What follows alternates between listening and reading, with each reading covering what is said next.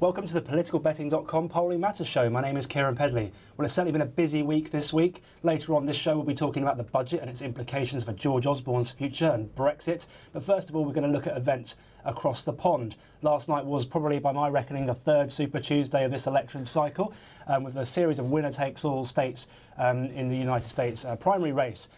We do look like we're heading towards a Trump versus Clinton race in November. But is that the case? And I'm going to be discussing this in more detail with my distinguished panel, Mike Smithson of politicalbetting.com, Asa Bennett of The Telegraph, and Rob Vance of Penshow Burland. Welcome, chaps. Good to be here, Kieran. Good to be here. Well, before I bring you guys in, let's look at what happened last night in the results in the States. Certainly looks like it's heading towards a Trump versus Clinton race. Missouri, too close to call on both counts. Sanders winning basically nowhere on the Democratic side, so a very good night for Hillary Clinton, it looks like. And on the Republican side, Donald Trump, big win in Florida, which of course is Rubio's home state. But John Kasich, as expected, winning Ohio, and lots of delegates there. But at the same time, it does look like Donald Trump is in a very good place when it comes to securing the nomination. Rob, we haven't had a chance to have a chat about the US race in the past couple of months. I mean, it certainly looks like Trump versus Clinton in November, doesn't it? Yeah, I think that's almost certain now. I think the last remaining bastion was last night with the winner-takes-all states, and sort of an ability to block Trump from the nomination would have been if Rubio had been able to carry Florida and, like John Kasich, was able to carry Ohio, because they're both winner-takes-all. But Trump absolutely smashed him. I mean, I think outperformed even the polling that was going up onto the day. Rubio only was able to carry one county, admittedly a big county, Miami-Dade, but Trump, I think, I can't see anything that really stopping Trump now. Yeah, scraping the numbers together is reasonably difficult, but he will just grind it out, and I don't see there being enough states where Cruz is strong for him to be able to, catch him and certainly, or even block him from getting the majority he needs. Now, it's a complicated contest, isn't it? Because it's all about delegates rather than, necessarily who's winning, how many states have you won, what's the popular vote, although, of course, those things are related. I mean, if we look at the delegate count, let's stick with the Republican side firstly. Ted Cruz isn't a million miles away from Donald Trump, but I guess you would say, what are the states he's going to win to actually overturn Trump's lead? Yeah, I mean, I think the kind of places where Trump is doing well, he's going to, continue to have lots of those states coming up. Whereas the kind of places that Cruz does well, they're not that big, and there's not that many of them left. So I think really that's why I would say that Trump's going to get to the delegate count. But it could go, we could be on the 45th, 46th, 47th state before he actually gets over the line. But I just don't see any way in which Cruz can get sufficient delegates to stop him getting there. We'll come back to Donald Trump in a moment. I want to bring Mike in on some of the geography. But before we do, the Democrat race, it seems like Hillary Clinton and Bernie Sanders, the fight goes on, but Hillary Clinton looks very strong. I mean, what's your perception of her night last night? Yeah, I don't think there was much hope. I don't think there was much that Sanders could take out of last night that was particularly cheering for him. Even in counties and kinds of places where Sanders has, done reasonably well up till now, he really wasn't performing that well. Clinton now, with, as you can see from the delegate count, nearly twice the number of delegates. Admittedly, a lot of those are super delegates, but I think even more than Trump, Sanders really needed a bit of a, well, they say in American sports, a Hail Mary last night, and he didn't have one. So I think Clinton's going to get there, and that's really important because it means that Clinton can start pivoting her narrative towards what a general election matchup against Trump looks like. Whereas to a greater extent, Trump's going to continue having to fight Cruz and Kasich. Which he tried to do a couple of weeks ago before Sanders came back in Michigan, but obviously now maybe more success. I mean, Mike, you've been looking at some of the sort of geographical spread on the Republican side, and I quite like this map that shows it's not so much delegates, but it's just who's won which counties, on the Republican side. And you can see Donald Trump there and Ted Cruz having a very sort of clear geographical spread on where they're winning. I mean, what does this say to you in terms of where why Trump's been so successful, but also where the race goes from here? Well, the race goes from here. There aren't that many Midwest states where Ted Cruz is going to do well left on the programme. And that's his problem. It's actually quite interesting because it looks very similar to what you see in a general election, where the sort of both coasts are going to be tend to be Democrat, the sort of middle is very Calling different. Donald Trump a Democrat? No, but I'm just saying, just the pattern and all the sort of the Deep South, all of those absolutely rock solid for Trump with very, very big majorities. In fact, it's interesting. It's where Hillary does well, Trump also does well. I mean, you see this sort of green block in Ohio, of course, because John Kasich, obviously the governor of that state, wins and takes the delegates there. I mean, Asa, I'll bring you in on this. I mean, there's a lot of discussion around stopping Donald Trump, isn't there? And your never Trump hashtags and things like this. But, you know, John Kasich had a good night last night. How do you assess his chances, but more generally the chances of stopping Donald Trump? Well, I'm very sceptical of Kasich's chances. So of course he was going to win Ohio. I mean, that's natural. It's the way of things. But then I've just been more stunned by the incompetence of Trump's opponents, because they've been all over the place as to how to deal with him. On the one hand, they initially tried to dismiss him as a joke. Then they tried to be all polite to him because they don't want to annoy the supporters. And then finally, like Marco Rubio, let's say, he discovers he has a spine and tries to actually attack Trump in the final debate and, you know, take him on over his record. And that's obviously far too little, far too late, as we've seen now with Rubio having to, you know, bow out of the race and be defeated by Trump in Florida. And as a result, the fact that when this strategy of Trump extends to things like technocratic broker conventions, which, you know, if that happened and if it didn't go Trump's way, as he says, you know, there'd be almost riots among certain members. People would be far too angry. It just wouldn't go against the right narrative of things. You're meant to, the Republican Party would be going Trump's way right now. They have to go for a sort of strong leader, and that's why, you know, it's going in Trump's way. Yet the fact that Never Trump movement, as it's called on Twitter, you know, you can't have an anti-Trump critique just be a hashtag. It has to be something more, and it's not there. I mean, Rob, isn't the problem with the Never Trump sort of argument not so much that there isn't a sort of groundswell of Republican opinion against him, but there just isn't a candidate that those people can rally around? Never Trump, then who? But I think that what that tells us a lot is about how much Ted Cruz is loathed, because for a long time it's looked like Cruz is going to be the person left in a sense, battling with Trump to the death. And actually what you see is a hell of a lot of the establishment in the Republican Party can't stomach Cruz either. And they're like, wow, you know, a plague of both your houses. They can't get themselves organised. If they'd really wanted to stop Trump, they'd have probably needed to take the signal from Iowa and gone, he can organise rural, you know, evangelicals. You can see from the states, you know, that he's, you know, very strong in those kind of places with, you know, big rural states. What we need is some of the, you know, the cash and some of the support from, you know, the sort of urban, I wouldn't say perhaps moderate businessmen, you know, that kind of bit of the Republican coalition. We need to persuade them to get behind Cruz as the only way of stopping Trump. They didn't want to do that. They couldn't see that. They didn't do it, and they're going to be left with Trump. That's just how it is. I want to talk about Marco Rubio in a moment, but if we look ahead to the calendar and where the races are coming up, I've looked at March and April. Obviously, the race goes beyond that. We have California, which is a particularly delegate-rich state, being the biggest. But if you look at the states that are coming up, I mean, which are the ones that sort of catch your eye? I mean, I was looking ahead to sort of Arizona and Utah, but then, you know, lo and behold, I think Arizona is the only state with lots of polling and Trump's ahead there. So, I mean, are there any particular states that you're looking out for?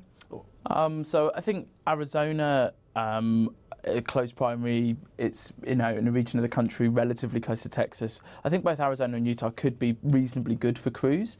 I haven't actually seen any polling recently, and a caucus in Utah is going to be notoriously difficult to predict anyway. But, you know, I think the map that we saw earlier would suggest that they are better territory for Cruz, certainly than Wisconsin, New York, and then, you know, New England, where I think we would expect to see Trump. Maybe Kasich pick up a couple, but really that's going to be Trump territory. The one thing that could get in the way of that is an open primary in Wisconsin, which is winner takes all. I mean, if people really wanted to, an open primary means that you don't have to be pre-registered as a Republican in order to vote in it. You can turn up on the day and choose. And I suppose it's just about possible that people could get organised and go in there as moderates, Democrats, and choose to vote that way. There's some indication that there was some of that going on in states where, you know, Hillary didn't do as well as might have been expected, because moderates thought they didn't need to vote for Hillary, so they went and voted in the Republican primary instead. But other than that, you've got, you know, Trump's going to be looking at New York, where I can't, you know, all expectations would be that he'd do very, very well. It is his home state. He's going to win it in the general, apparently, so he's going to have to win it in the. That I would not put that I would not put money on. Whereas I think carrying it in a closed Republican primary, I think he's got every chance. I mean, Mike, are there any states, if you're looking ahead to the immediate future, that you think, okay, that's where a John Kasich might sort of come through and capitalise on what's happened in Ohio? I mean, Pennsylvania would be the obvious one. Obviously, Pennsylvania it's a critical state. in the general election. It's very much a Rust Belt state. It's a sort of state where you would think that Trump should appeal to the white working class. And I would expect him to do well. But on the other hand, Pennsylvania is a state which is incredibly well organised politically. All the party machines are extremely effective.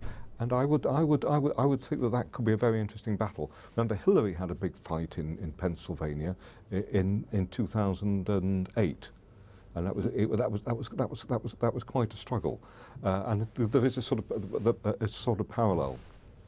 I mean, Asa, I'll bring you in. I mean, if we're looking ahead to the general election, it looks like it's going to be Trump versus Clinton. I mean, yes, Marco Rubio is pulling out, but or has pulled out, but at the same time, it's not clear what impact that may or may not have at this stage.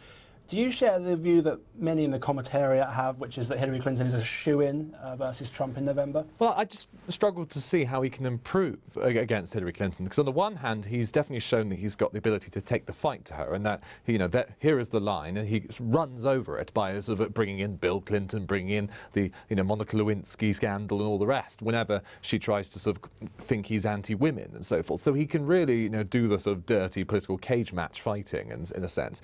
But in the general election, I would take a kind of the approach people say about Jeremy Corbyn with the general election, that you've had your bit of fun, you've made him the candidate, and then when you say, hang on, we're going to let this man have the keys to the White House, I would argue there's going to be a lot of last-minute anti-Trump voters who will say, stick with the devil we know, Hillary Clinton, she's been scrutinised for years, we know every skeleton she has in the cupboard practically, and they'll go for the safer option.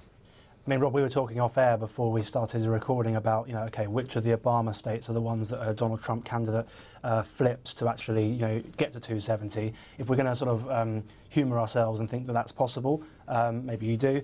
I mean, what other states do you think Donald Trump would be looking at and fancying his chances to win? I suppose he would fancy his chances just about everywhere, but what would a sensible Trump supporter be looking at? I mean, it's very, very hard, because the places where Trump tends to do well don't tend to necessarily be the kinds of places with high densities of, swing states, essentially, right? They don't cross over that much. Florida last night, I mean, maybe Florida becomes a bit more competitive, but at the same time, there's a huge, Hispanic and Latino population in Florida who I don't think are about to vote for Trump, given his comments about, building a wall and getting Mexico to pay for it and so on.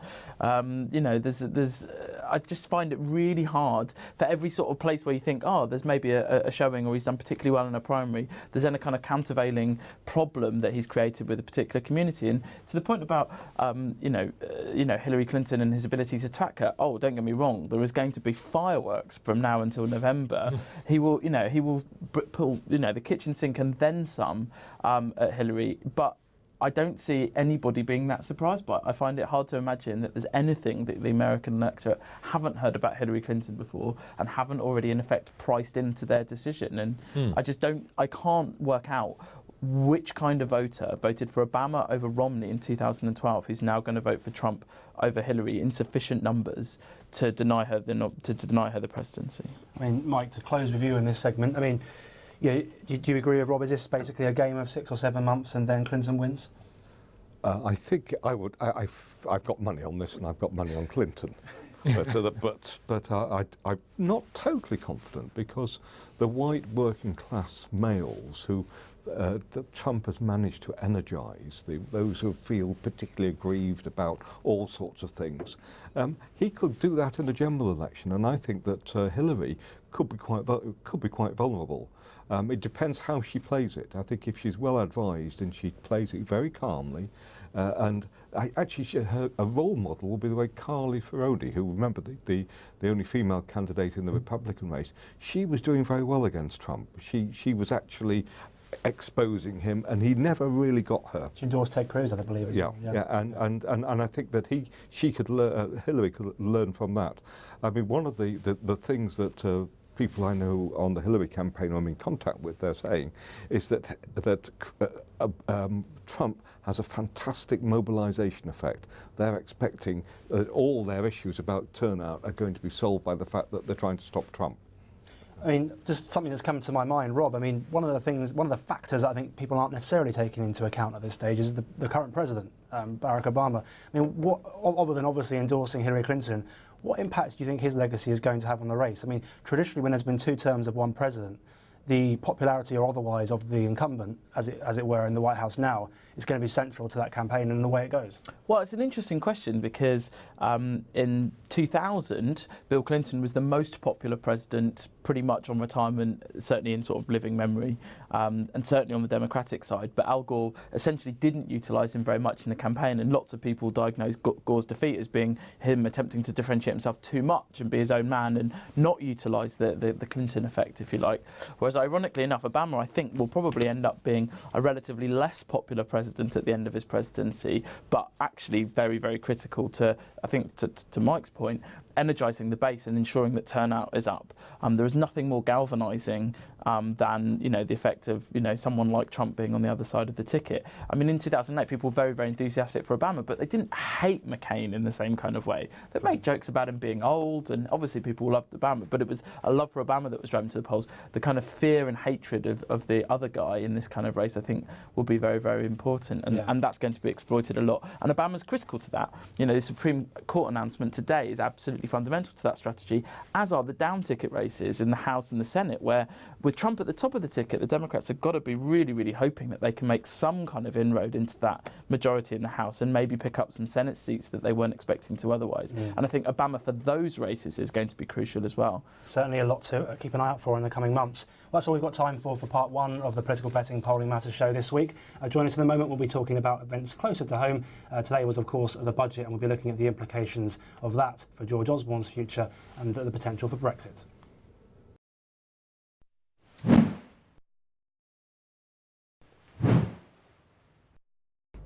Welcome back to the politicalbetting.com Polling Matters show. My name's Keiran Pedley. Well, now we're going to be talking about events closer to home. Today was, of course, the budget, but as ever, the budget comes with wider implications. In a few short months, we'll have the EU referendum, and in a couple of years, or maybe sooner, we're going to have a new Prime Minister as David Cameron stands down. So certainly lots of potential implications off the back of what happened today.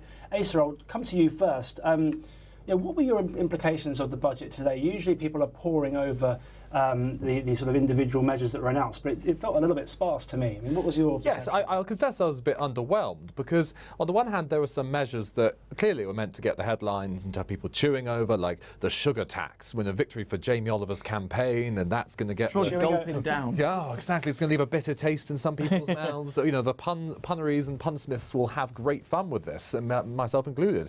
And yet, besides this point, I mean, you then look deeper at the budget and the themes in it, really. It struck me as a very defensive budget that was sort of shoring up the cracks in his reputation with Tory MPs. The sugar tax is another thing entirely, I appreciate, given many backbenchers would think it's a liberal nanny statism.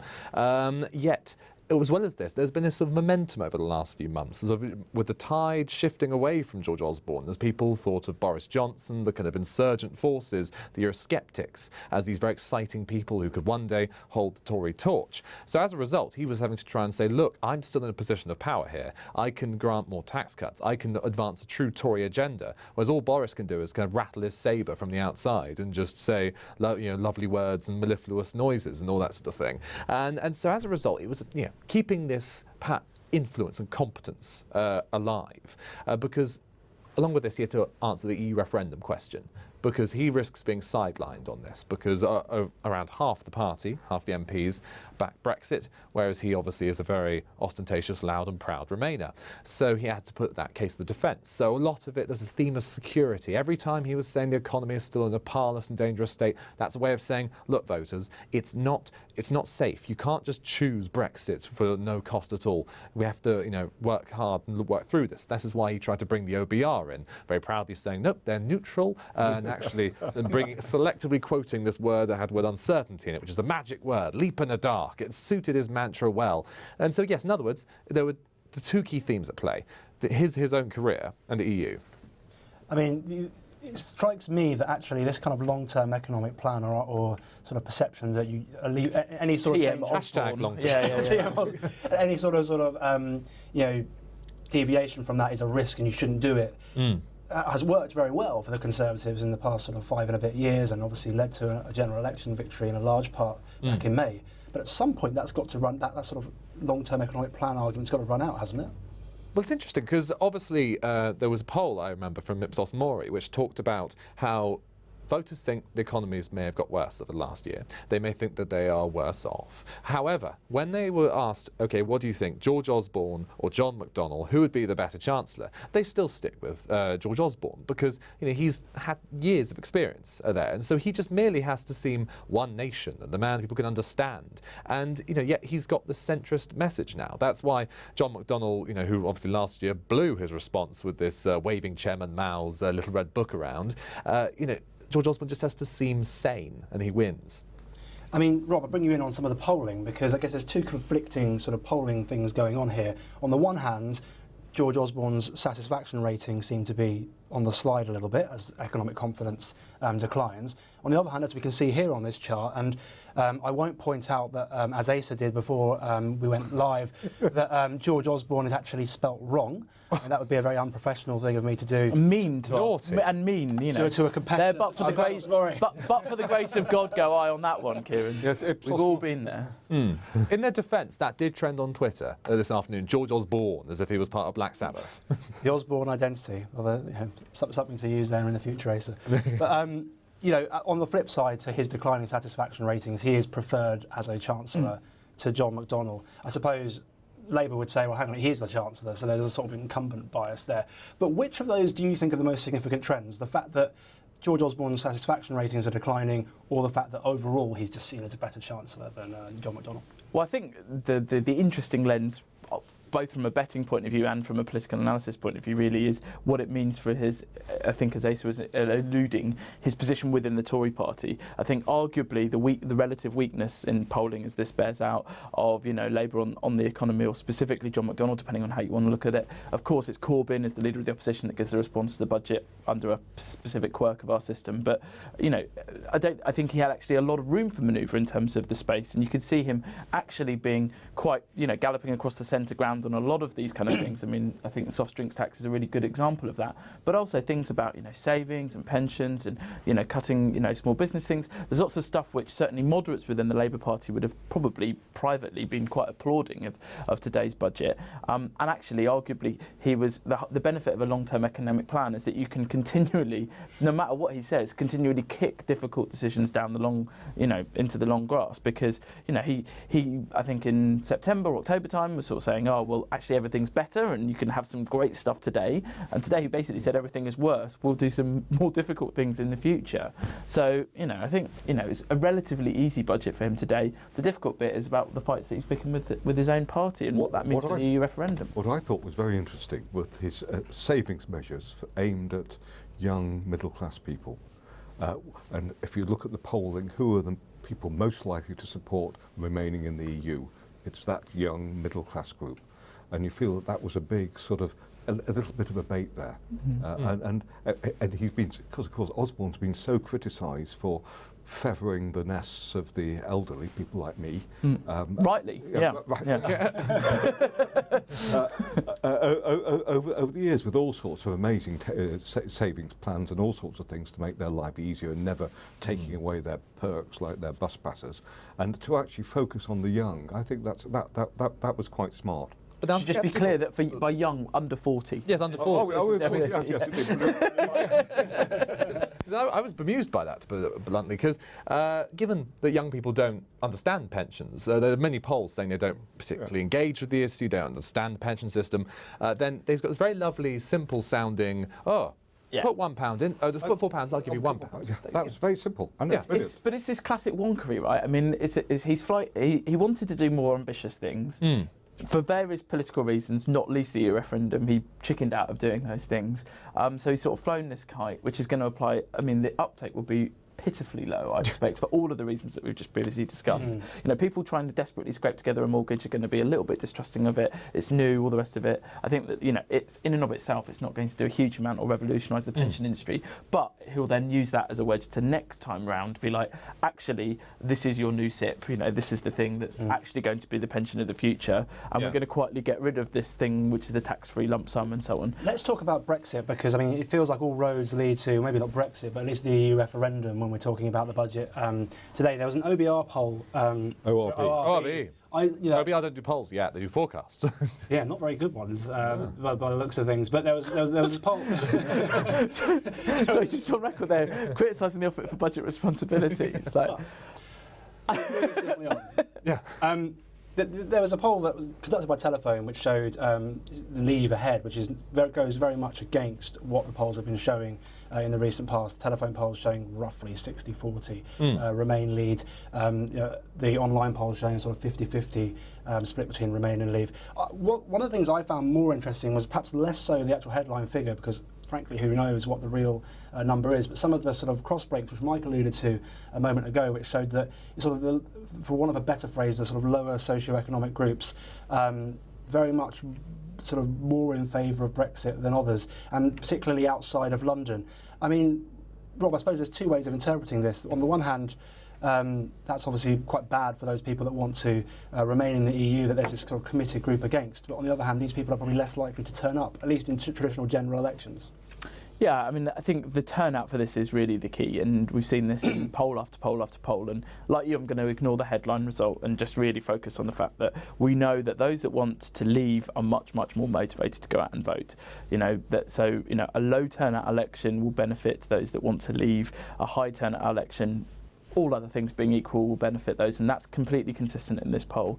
As you point out, I mean, the C2D numbers were very significantly against, and in fact, when the data was unweighted, it looked to me as if actually Remain had a lead, and then when you weighted up the small number of C2DEs, that actually just about narrowly gave those who want to leave the lead.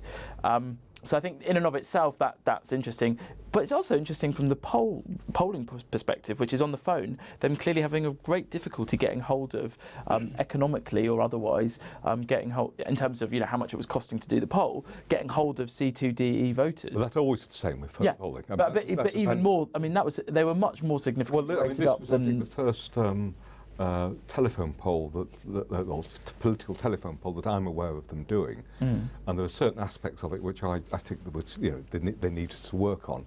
The question itself, the standard question that's been used in all the polls until now, has been the one that's on the ballot. Which is 16 words. There's a massive preamble on the ORB poll, and they had a 42-word question. And it starts off with the word regardless, which I found very strange. The other thing I found a bit strange about the poll was that asking people what they did at the last general election, it found that 89% of those polled voted. Yeah. Well, actually, we know that the actual turnout figure was 66.1%. So that doesn't suggest. That again is pretty typical in terms of people claiming that they voted. Yeah, but you 85% high, though, I think. But you find that people like ICM, Ipsos Mori, Conres phone polls will be probably in the 72-73%, but 89% sounded quite high. So I'd like to see a few more polls from the firm before you start coming to a view on it. We've got about 3 or 4 minutes left, and I want to cover very briefly what happens next after the EU referendum, maybe a little bit about Labour review, Rob. But Asa, looking at ahead to the referendum results, obviously the result's going to be important, but we were talking off air about the margin of victory or defeat being very important too when we look at the Conservative Party's future. I mean, what's your sense of the type of result that needs to happen for George Osborne to sort of reassert himself in this kind of Frank Underwood-like control of the Conservative Party? Not that I'm accusing him of killing anybody.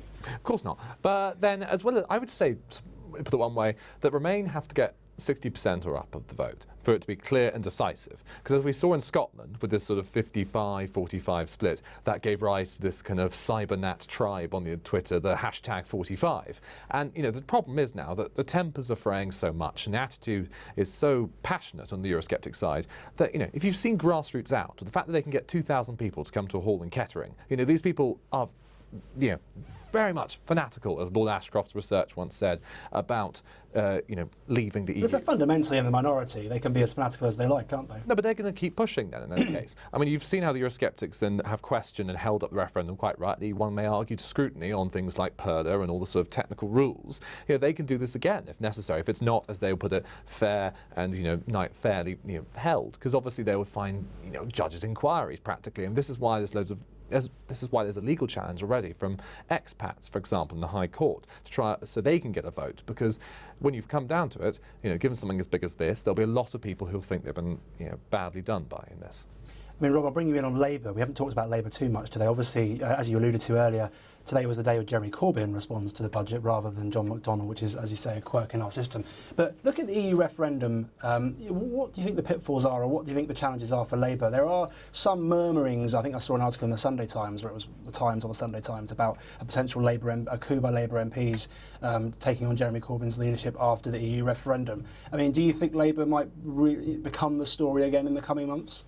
I think after the referendum, perhaps, but I think there's a fairly narrow window between then and the summer, and you're suddenly into silly season and nothing happens, and then you're at party conference, and so I think the reality is that nothing really is going to happen this year. I'd be surprised if anything happened this year, and from the referendum point of view, Labour's policy will be on a public sort of thing to basically not say anything at all. Like, Corbyn isn't that enthusiastic either way, doesn't have anything really to bring to the table in terms of persuading swings one way or other on the referendum question. The Labour Party itself, I'm sure at a grassroots level, will provide its really quite useful muscles in terms of trying to get out the vote and to campaign and so on. But in terms of the airwaves and the media campaign and so on, actually seeing effectively the current Prime Minister against the most likely contender, I think, now for being the next Prime Minister, give or take, fighting it out every day over the EU is like, wow, why would we want to intrude on private grief? A lot depends, I think, on what happens on May the 5th in the Scottish elections, the Welsh elections, and of course in the London elections and the locals. If Labour not making gains in seats, which they need to do, every opposition party since 1982, the Falklands, has in non-general election years increase their number of councillors in the local elections.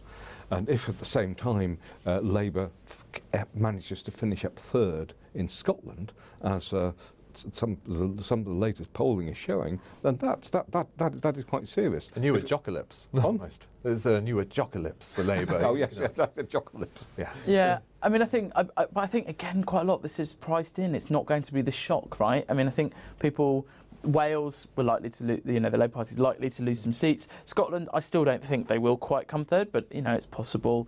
I think most likely Sadiq Khan will win London, and that will kind of be embraced as the win, and that will be enough in effect to keep Corbyn there for at least until the end of the year or whatever. Lots of races for us to sort of delve into in the coming weeks.